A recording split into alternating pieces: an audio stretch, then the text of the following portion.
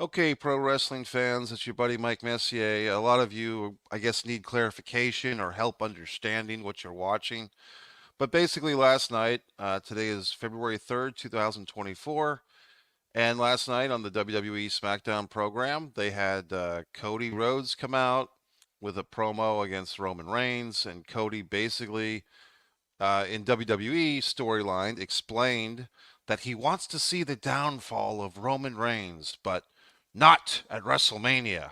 And cue the music. Here comes The Rock. The Rock recently named to the board of the WWE. The Rock doing big things with his ex-wife. I still wonder why they don't really say that she's his ex-wife, but it's his ex-wife, his business partner, Danny Garcia, which is fine. And they've united the XFL and the USFL, and all that's great. And The Rock has this board seat with the WWE or TKO, the parent company of UFC and WWE. And so basically, The Rock is now going to be replaced as the figurehead face of the WWE. He's clean, as opposed to Vince, let me shit on your head, McMahon, and everyone else associated with him. So they basically bring out The Rock, and now we're basically being led, as myself and Jimmy Faluca did a podcast a full month ago. As soon as The Rock said the line about sitting at the head of the table at the restaurant, we knew where this was headed. This is Cody Rhodes basically came out on national television, worldwide television, and handed his testicles to The Rock. Okay, so I'm not upset about it because I knew it was happening. I saw it. I saw it being played out. So I don't understand the vast majority of McIdiot Marks out there on Facebook and everywhere else are so surprised and shocked and hashtag poor Cody and hashtag so Cody. Where were you people a month ago? This was all played out. I just don't understand. I guess my disappointment is not only with the modern day wrestling fan that really seems slow on the uptake, but some of these veterans because today, just a few minutes ago, I'm still waking up and I'm posting that the WWE has emasculated another Rhodes. And some what I would expect to be intelligent people, veterans, wrestlers themselves, and people that know wrestling, they do enough podcasts and they make some money from doing this stuff, but they don't understand what I'm saying when I say that basically Cody Rhodes is yet another Rhodes to be emasculated in the WWE. Well, gee whiz, Mike, walk us through it because obviously we don't understand, apparently. Okay, it's simple. Take Dusty Rhodes. He comes into the WWF at the time, 1989. He did not come directly from WCW or the NWA. He had a brief 6 month or so, maybe a year, of trying to run his own promotion. I believe it was called Professional Wrestling Federation, which is not the best name for a wrestling promotion, but it was there in Florida. Dusty was trying to reboot the Florida territory, so to speak. He had Terry Funk in there before Terry Funk went on to wrestle Flair. So Dusty had his own promotion. That's when he started Uncle Fred. He called him, I think at the time, Big Bubba, would go on to be Typhoon and Tugboat and the Shockmaster, that guy, which I believe was Dusty's son-in-law. And so Dusty had his own promotion, and then he gets the call from Vince McMahon, and between shitting on somebody's head, Vince McMahon says, "Hey, Dusty, come over and put on, be a wrestler for me." And Dusty probably thought he was going to do his same Jim Crockett Promotions version of Dusty Rhodes, the kick-ass babyface. Maybe Dusty thought he'd be the number two babyface behind Dusty. Who knows what Dusty thought? But instead, we get all these segments. Dusty is a plumber. Dusty is a pizza delivery man, the common man, if you will. We get Sweet Sapphire. And most notably, we get the polka dots. Dusty and polka dots, okay? Now, every asshole and idiot, Tommy Dreamer, will go out there and put on these polka dots, and they think that they're paying some type of tribute to Dusty Rhodes. It's not a tribute to the real Dusty Rhodes. It's a tribute to the WWE Red Roostering Dusty Rhodes, okay? Basically, emasculating Dusty Rhodes. Let's put this legend who can just wear simple black trunks with a DR, Dusty Rhodes. Not that goddamn complicated. Didn't need the WWE shine, but they have to put him in polka dots. They have to make him a clown show. No offense to Sweet Sapphire, but they put her with him as a mockery. They're basically having Dusty Rhodes do a Dusty Rhodes impersonation, if you will. Okay, that's what they did to Dusty Rhodes. That's the emasculation of Dusty Rhodes. Flash forward 5, 6 years, late 1995, really got going in early 96 when he won the Intercontinental title. They bring over Dustin Rhodes. Now, we all know the story if you've been around the fucking block. Dustin Rhodes and his father did not get along at that time. Dusty did not approve of Terry Runnels, Dustin Rhodes' wife. Apparently, Dusty thought that Terry had been with too many boys in the back, so to speak, the Brian Pillmans or whatever. For whatever reason, Dusty did not approve of Marlena, Terry Runnels as Dustin's wife. Okay, so basically, Dustin and his father were not on good terms. Dustin gets fired from WCW for blading, cutting himself with a razor blade in his match against the Blacktop Bully, Crusher Darsaw, Crusher Khrushchev, one of the Demolition guys, Barry Darsaw, in that uncensored match. So they bring in Cody Rhodes, and what do they do with him? They put him in this banana suit, this effeminate character of Goldust. Now look, Goldust was over. Goldust was ahead of its time. Goldust was an exciting, different, weird character. However, it's still based in degrading Dustin Rhodes. They couldn't just have the Southern kick-ass heel Dustin or kick-ass babyface Dustin Rhodes. They couldn't just have him come in and be Dustin Rhodes and wrestle matches and be Dustin and that. They had to disgrace him. They had to ridicule him. They put him in a banana suit. They made him go gold dust. They had him do all this feminine stuff. In later years, as we got deeper into the Attitude era, they had Goldust mock his own father. I mean, if you really want to see something disgusting, look up the Dustin Rhodes mocking Dusty Rhodes from Monday Night Raw. Okay, when he comes out, he being Dustin comes out mocking his father. Look that up. That's an emasculation. Now, you might be wondering, in case your goddamn vocabulary is not that good, I just think of emasculation as cutting somebody's balls off, okay? Metaphorically. No, they're not literally taking fucking Dusty or what's his dick, Dustin or Cody's testicles and slicing them off. It's a metaphoric expression. What does it mean, okay? Dictionary. Emasculates. Deprive a man of his role or identity. You take away Dusty Rhodes from being the son of a plumber, the American dream, you make him a cartoon of himself, and you're taking away his identity, okay? Dustin Rhodes, the natural, a wrestler, God forbid, 1995, 96, 97. You're depriving a man of his role or identity. You're making him this androgynous, which was Vince McMahon's favorite word for the year. Androgynous. He's so androgynous. Okay, you've emasculated him. Okay? Now we flash forward another generation or two. Cody Rhodes, just like I goddamn said a year ago.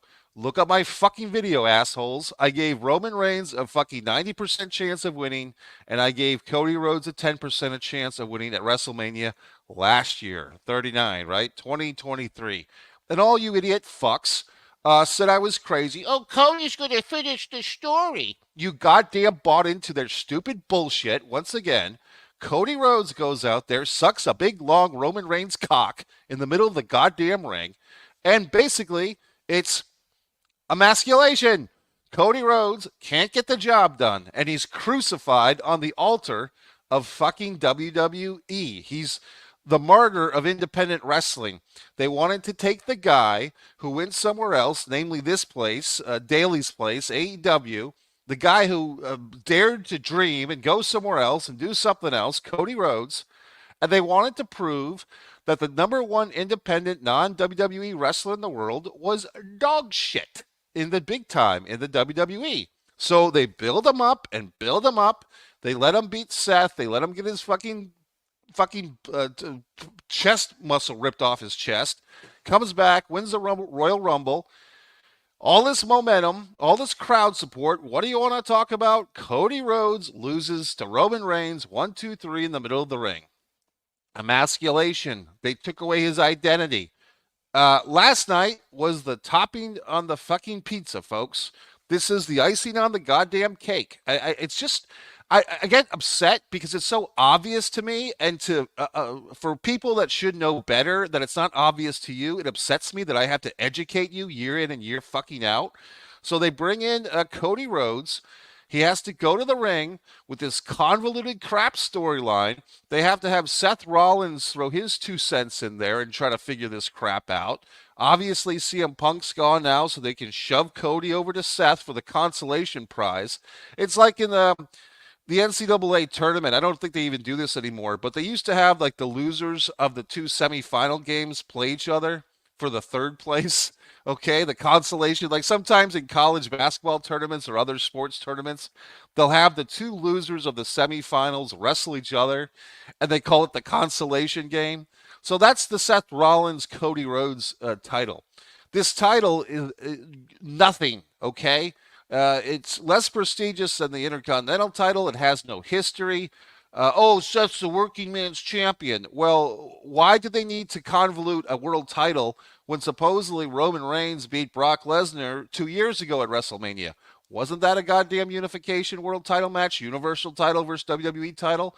Wasn't that same WWE title that Roman Reigns, or I guess Brock Lesnar had going into that match? Didn't he have the title that was merged when Randy Orton beat John Cena all those many years ago? But then they just magically reconvolute this title.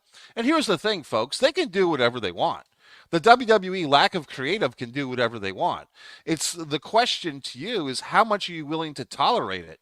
How much are you willing to emotionally invest into this stuff before you kind of wake up and say, you know what? I'll tune into WWE. This is what I fucking do. I'll just lead by goddamn example as always. I'll watch the premium live events. If there's something better to do, then I'll do this something better. I'll go out and live my goddamn life. If I hear that something interesting happened, or everyone's got their dicks in an uproar about some stupid WWE bullshit, then I'll watch it on YouTube. I'm not going to sit there on a goddamn Friday night with my fucking dick in my hand watching this goddamn idiot WWE crap, okay? And wondering and raging about how stupid it is. I know it's stupid. I've learned that lesson. Hashtag raw protest 5 fucking years ago, idiots. I was telling you that this WWE is dog shit, and it's still dog shit. So they can change the owners. Vince McMahon can shit on 1,000 secretaries' heads, and it's still garbage, and you're still watching it. So howdy fucking ducking do. But last night, Cody Rhodes comes out there, this convoluted fucking storyline. Yes, Cody Rhodes is the engineer of this whole thing, of The Rock coming back. It has nothing to do with the WWE trying to put on a different public figurehead face than Vince McMahon, or anyone, Bruce Pritchard, or anyone associated with them. They have to put on The Rock to shine it all up, to shine up this fucking mess that they've made for themselves. But that has nothing to do with Cody Rhodes stepping aside, right? So Cody gets to play, oh, I'm the mastermind of the Roman Reigns downfall. Okay, great. Really makes sense to have a babyface hand over a world title opportunity to another guy who literally hasn't wrestled. He had the match against the Wyatt family guy for 11 seconds. That's The Rock I'm talking about. And then before that, he wrestled Cena a couple of times, and CM Punk. So that's going back 11 or 12 years. And you're telling me that The Rock, in storyline shtick, deserves a fucking title match? So yes, Cody Rhodes comes out there, babyface, handing over a world title opportunity to another babyface, emasculates himself, taking away his male identity, his whole dream, this whole bullshit ride we've all gone on. But suddenly, it's just so goddamn convenient. The WWE convoluted this secondary world title, the working man's title, the Dusty title. Come on, assholes. Stop believing this stuff. Okay? I mean, if you're falling for it, maybe you're not. Because, I mean, some people are, the hashtag poor Cody and so Cody. Yes, Seth did a nice promo. He got the angle over as best he could. But it's just convoluted crap. And if you're sitting there thinking this is great stuff and riveting, and you're putting your goddamn finger in the air like it means something, Evaluate yourself. The real story here is how disgusting this horrible company is. And I've been telling you that for years. And now you have it in a goddamn legal court case. So if you want to disguise reality, and if you want to tell yourself that everything's fine and fucking dandy in the WWE, then go right the fuck ahead. You're just as goddamn delusional as a child. That's what it comes down to. So yes, they emasculated fucking Dusty with the polka dots. They emasculated fucking Dustin with the gold dust. And last night, the king of independent wrestling was crucified once again for the sin of leaving WWE. Cody Rhodes got publicly emasculated. He took a goddamn metaphorical goddamn knife and he chopped his testicles off and he handed his testicles like a fucking offering to The Rock. That's what happened. The only one to survive this family curse is Terry Runnels because she doesn't have balls to emasculate. She doesn't have them to cut off. And you're wondering, well, gee whiz, Mike, what would be the idea of doing this? You know, Bruce goddamn Pritchard, who's probably full of some things are going to happen to him too. Let's talk about this. All these people who are magically coming out, all these goddamn wrestlers who are coming out this week, and they all have these revelations. Oh, Vince was a freak. Vince was a weirdo. Where were you 2 weeks ago, assholes? You know, suddenly it's safe to come out of the woodwork. But until then, when they're all trying to get a fucking job, none of them had these stories to tell, right? Now, I'm not questioning the stories. I'm just questioning why none of them had the fucking courage to speak out until this woman who got harassed, in her opinion, or her statement, her legalities. How come none of these people had the goddamn balls to tell these stories 2 weeks ago? Because these wrestlers that we all follow are not these great people, okay? They're not these moral people that you should be looking up to. You should be looking up to someone like me who tells you the goddamn truth of the issues. No shockers, but the feds are likely going to press charges on Vince. And the thing is, Jason, guess what's going to happen? Vince is going to fucking die before he goes to jail. That's the easy way out. Same way that fucking Snuka did it. All you got to do, folks, is die. Or maybe Vince will do the Snuka thing and say he's not fit to he's not fit to face trial. He'll just get some doctor to say that Vince has got dementia and he won't have to go to jail. I think Vince is going to escape. And once again, the real question is how much will the fans stick up for this guy? How much will the fans stick up for this company? Why does the tradition, the family tradition, the great family tradition of McMahon's emasculating Rhodes exist? Because Vince McMahon didn't like the fact that Dusty Rhodes could do it without him. That Dusty Rhodes with Jim Crockett Promotions or Eddie Graham in Florida or even Dusty running his own promotion, it drew Vince insane that Dusty Rhodes made $1 in wrestling without him being Vince Jr. Jr.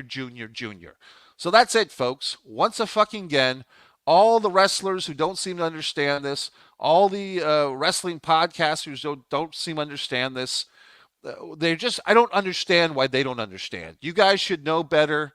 Yes, I know it's horse shit. I know it's bullshit. And you can say, well, look, Cody's getting well paid. Okay, fine. Fucking fine. He's getting paid to be a loser. He's getting paid to crucify his character, if you want to call it fucking that. And if you find it entertaining to watch a character or a man or whatever you want to call Cody come out to that ring, hand over his goddamn testicles as an offering. Here you go, Rock. Here's my testicles. Then that's your form of entertainment. Then enjoy it. I just have to educate people because apparently they don't want to be educated. So that's it, fuckers. It's your buddy Mike Messier, one pro wrestling and sports fan. Once again, I get riled up. I get upset that people are so easily duped. People that should know better are just easily duped, easily fucking manipulated. And I don't understand why you guys don't have the intelligence like I do to at least see this stuff for what it is. I'm not saying you have to stop watching it, but at least have the ultra mind, the thought for what you're seeing. It's just unbelievable to me that you guys don't realize what you're watching sometimes. When they go to Saudi Arabia, when they do the dance over there, it's all for the money. All these things, The Rock coming in to wrestle Roman Reigns, that's because they need a distraction from the Vince McMahon story. So you guys, it's just fucking sight and mirrors. Look over here. Look over here. You guys are unbelievable. MikeMessier.com. Buy all my books, subscribe to all my channels, do everything I say. Have a good day, people. Try to get educated for a goddamn change. It might help your lives, assholes. Goddamn fucking marks. Have to tell them fucking everything.